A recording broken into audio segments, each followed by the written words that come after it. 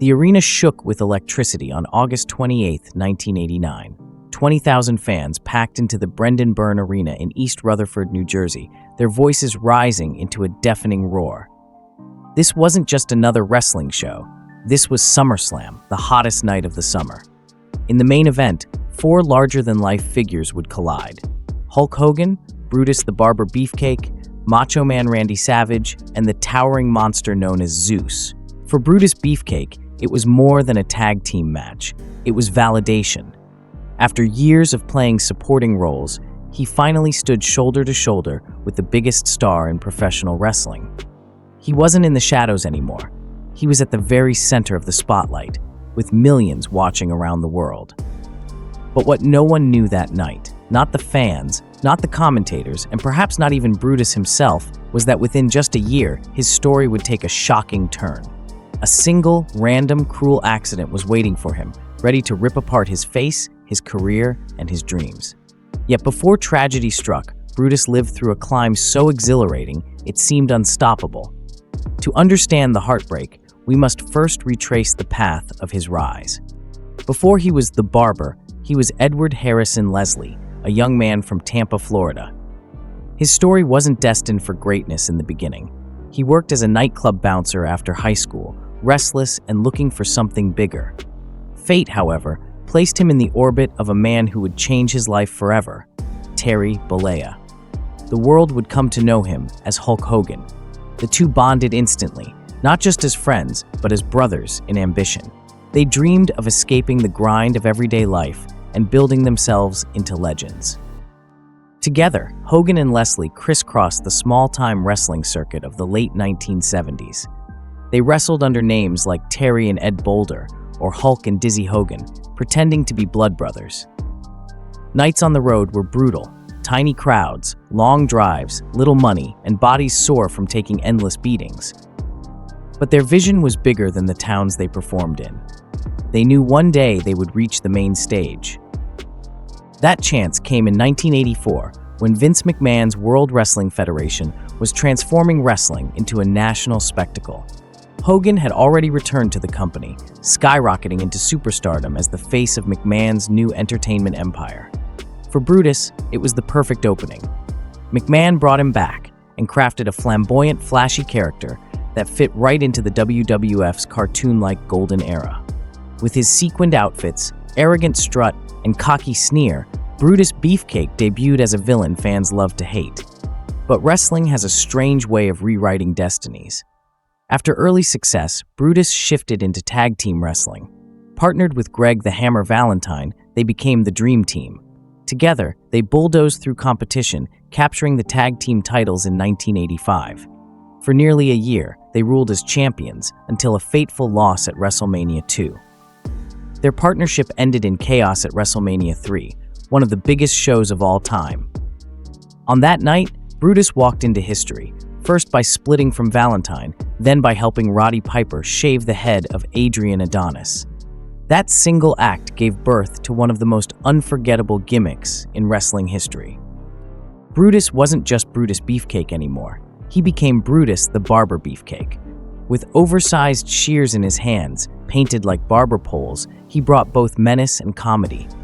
He would put opponents to sleep with his sleeper hold, then humiliate them by cutting their hair, tossing the clippings into the air as fans cheered wildly.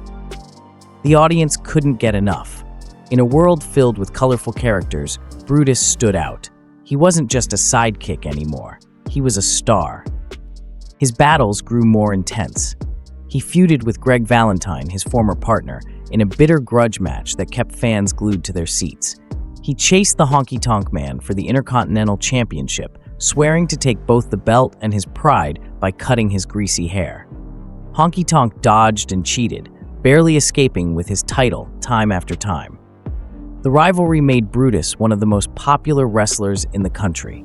His charisma, his unique gimmick, and his undeniable chemistry with Hulk Hogan pushed him higher and higher. By the late 1980s, he wasn't just another act. He was a main event level attraction. By 1990, Brutus was riding the crest of success. At WrestleMania 6, he shocked the world by defeating Mr. Perfect, handing the seemingly invincible star his first pinfall loss. The victory positioned him for something monumental, an eventual run with the Intercontinental Championship. At last, it seemed his destiny was about to be fulfilled. He had climbed from small-town obscurity to the very edge of greatness, standing on the verge of becoming a champion in his own right. But destiny is fragile. It only takes one moment to turn triumph into tragedy. And for Brutus, that moment came just 3 months later, in the summer of 1990. A day that should have been filled with laughter and sunlight instead became the day his entire life shattered. The summer of 1990 should have been the greatest chapter of Brutus Beefcake's career. He was scheduled for a rematch with Mr. Perfect at SummerSlam, this time with the Intercontinental Championship on the line. For years, he had fought to prove himself, and now, everything pointed toward his crowning moment. Fans could feel it coming. Commentators speculated about it. Even wrestlers in the locker room quietly admitted that Brutus was finally stepping out of Hulk Hogan's shadow to become a champion in his own right. But destiny, so close to his grasp, was about to be stolen by a twist of fate no one could have imagined.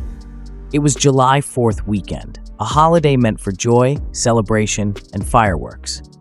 Edward Leslie wasn't in a wrestling ring that day. He was on the water with friends, relaxing, laughing, and enjoying the Florida sunshine. One of his companions was about to parasail, a thrilling yet dangerous activity that required perfect coordination between the boat driver and the person strapped into the harness. But in a matter of seconds, a small miscommunication triggered one of the most horrific accidents wrestling had ever seen. As the boat driver accelerated too soon, the parasailer's knees slammed directly into Brutus's face at full speed.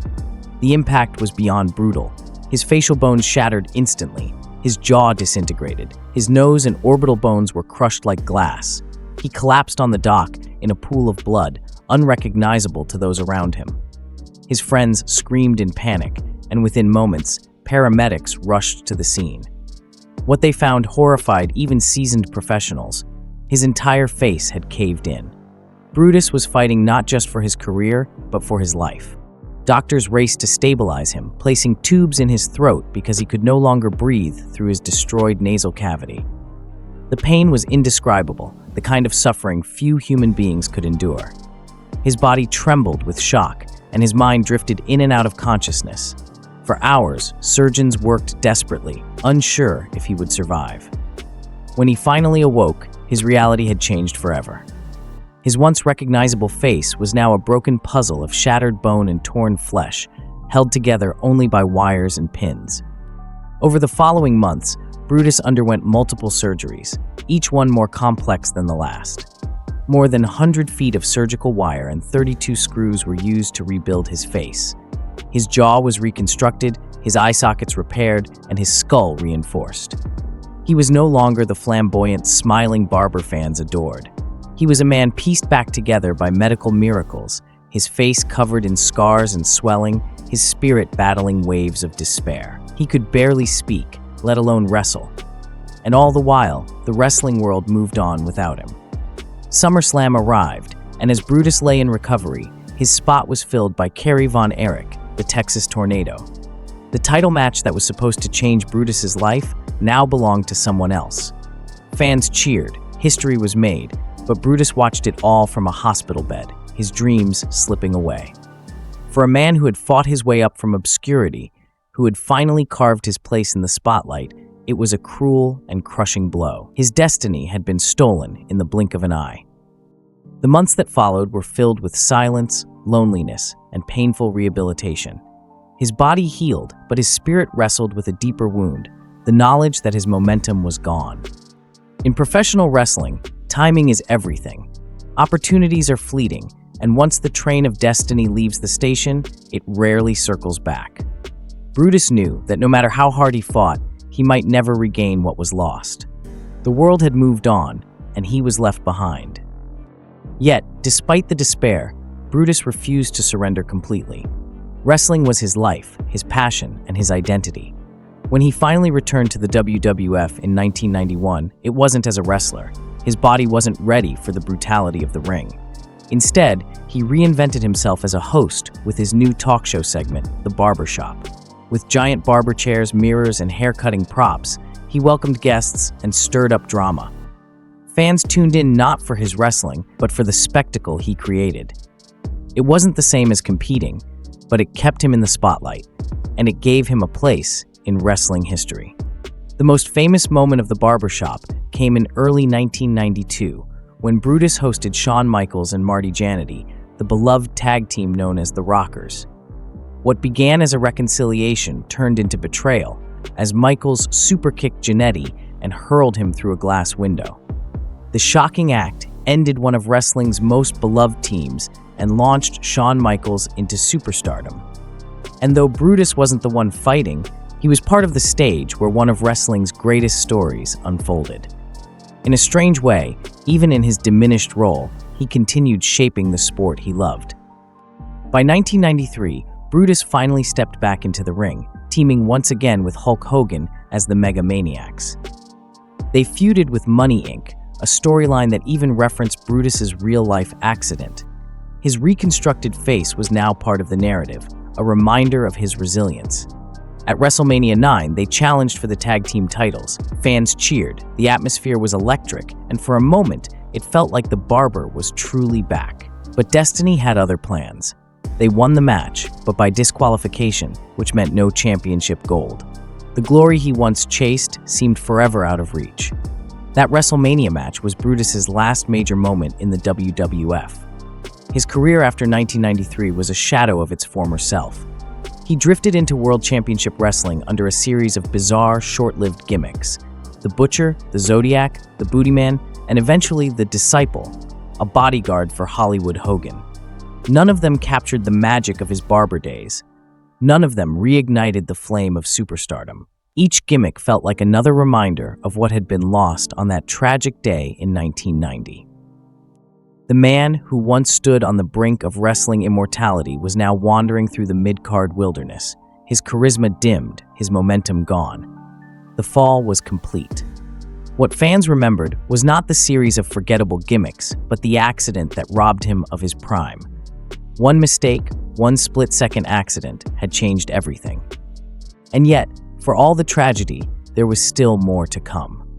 Because Brutus Beefcake's story did not end in the 1990s. Years later, wrestling would honor him, but the honor came wrapped in a bittersweet question that still lingers today. Imagine standing at the edge of greatness, seeing the spotlight beam down on you, only for fate to snatch it away. That was the reality of Brutus the Barber Beefcake. By the mid-1990s, he was no longer the rising star he once had been. Instead, he was trapped in a cycle of strange gimmicks in WCW, a far cry from the charismatic barber who once thrilled fans with giant shears and flashy charisma. Wrestling audiences could see it. He wasn't the same man anymore. The accident hadn't just scarred his face, it had altered his entire destiny. But destiny has a way of writing its own epilogues. In 2019, nearly 3 decades after the parasailing accident that destroyed his career trajectory, Brutus Beefcake finally received recognition for everything he had contributed. Under the bright lights of WrestleMania weekend, his name was called for the WWE Hall of Fame, and the man chosen to induct him? None other than his lifelong friend, Hulk Hogan. The two men who had started together in dingy gyms and tiny arenas now stood on the grandest stage once more, bonded by brotherhood and history. As Hogan spoke, fans remembered the glory days, the matches, the feuds, the haircuts, the moments of triumph. They remembered a time when Brutus wasn't just another wrestler, but a character kids adored, parents recognized, and crowds chanted for. The applause that night wasn't just for what Brutus had done, it was for what he had survived. Against all odds, he was still here, still standing, still smiling. Yet even as the Hall of Fame ring slid onto his finger, even as the crowd roared in appreciation, there was an undeniable shadow that lingered. Everyone in that arena, from lifelong fans to fellow wrestlers, carried the same haunting thought. What if? What if the accident had never happened? What if Brutus had wrestled Mr. Perfect at SummerSlam 1990 and won the Intercontinental Championship? What if he had gone on to become one of the top stars of the era, carrying belts, headlining shows, and carving his name into wrestling's Mount Rushmore? The what-if question clings to his legacy like a stubborn echo. Wrestling has seen many tragedies, careers cut short, stars lost too soon, but Brutus's story is different. He wasn't lost. He survived. He lived. But he lived in the shadow of the career that might have been. And sometimes survival can feel like its own cruel punishment, reminding you every day of what was taken. Still, Brutus's influence cannot be denied. His barber persona remains one of the most memorable characters of WWE's golden era. Fans still recall the oversized shears, the sleeper hold, the post-match haircuts, and the joy of watching villains humiliated. His segment, The Barbershop, is etched in history as the birthplace of Shawn Michaels' legendary singles career. In ways big and small, Brutus shaped wrestling far beyond his own matches. Outside the ring, his story is one of resilience. He endured excruciating surgeries, endless recovery, and the pain of public disappointment. Yet he never turned his back on the business that nearly destroyed him. He kept showing up, kept performing, kept entertaining. That persistence, that refusal to let tragedy define him, may be his greatest legacy. Today, when fans look back, they see both triumph and heartbreak. They see the flamboyant barber who made them laugh and cheer, and the broken man who survived the unthinkable. His life is a lesson in both the fragility of dreams and the strength of the human spirit. He may not have achieved the titles many expected, but he achieved something far more rare. He became unforgettable. And so we return to the haunting question. Was Brutus Beefcake destined to become one of wrestling's greatest champions? Or was his true destiny always to be remembered as the man who almost had it all, only to lose it in a single cruel twist of fate? The crowd in 1989 saw a future champion. The fans in 2019 saw a Hall of Famer. And now, you, the audience, must decide.